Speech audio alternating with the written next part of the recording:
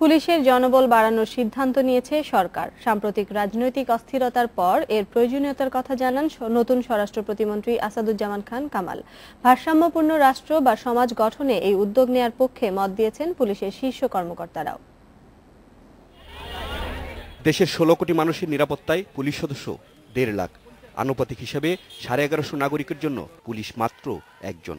প্রতিবেশী ভারতে ৭৫০ এবং জাপানে ২৫০ লোকের জন্য রয়েছে একজন করে পুলিশ।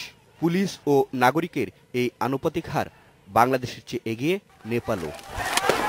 সাম্প্রতিক রাজনৈতিক সহিংসতায় চোখে পড়েছে এই ভারসাম্যহীনতা, আর সে কারণেই আলোচনায় আসে পুলিশে লোকবল বাড়ানোর বিষয়টি।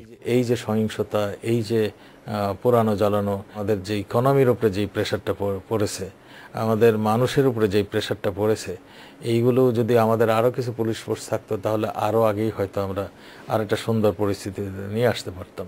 তা আমরা সেই জন্যই মনে করছি পুলিশের সুবিধাও বাড়াতে হবে এবং আরও কিছু পুলিশ ফোর্স আমাদের বাড়াতে হবে। এটা একটি ইনভেস্টমেন্ট। এখানে গেলে যেটা হবে, ব্যবসা বাণিজ্য যদি আমার সমাজ ডিসিপ্লিন থাকে, শান্তিপূর্ণ থাকে, সিকিউরিটি থাকে, তাহলে ফরেন ইনভেস্টমেন্ট আসবে, লোকাল ব্যবসা বাণিজ্য ইন্ডাস্ট্রি ফ্লারিশ করবে, দ্রুত আমরা ইকোনমিক ডেভেলপমেন্ট যেটা আমরা চাই সেটা আমরা অর্জন করতে পারবো।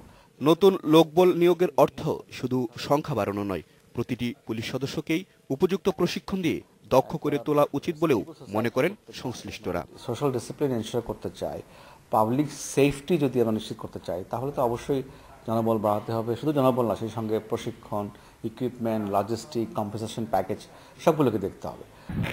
বিগত মহাজোট সরকারের সময় পুলিশে ৩২,০০০-এরও বেশি লোকবল নিয়োগ ছাড়াও অপরাধ দমনে গঠন করা হয় বেশ কটি নতুন বা বিশেষায়িত unit. Masud Curzon, independent news, Dhaka.